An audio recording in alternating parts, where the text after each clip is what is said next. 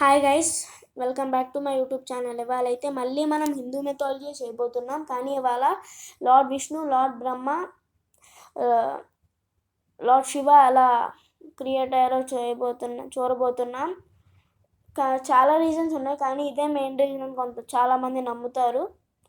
ఆ రీజన్ ఏంటంటే, ఒకప్పుడు ఆదిశక్తి అనే ఒక అమ్మవారు ఉండేవారు.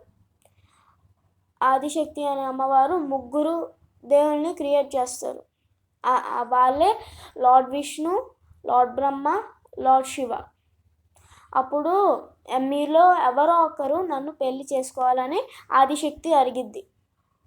అప్పుడు విష్ణుమూర్తి నేను పెళ్లి చేసుకోను అంటారు, బ్రహ్మ కూడా నేను పెళ్లి చేసుకోను అంటారు, శివ కూడా నేను పెళ్లి చేసుకోను అంటారు.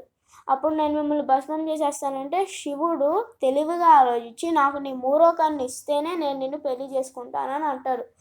అప్పుడు శివుడు ఆ మూరోకాన్ని తీసుకుని ఆదిశక్తినే భస్మం చేసేస్తారు.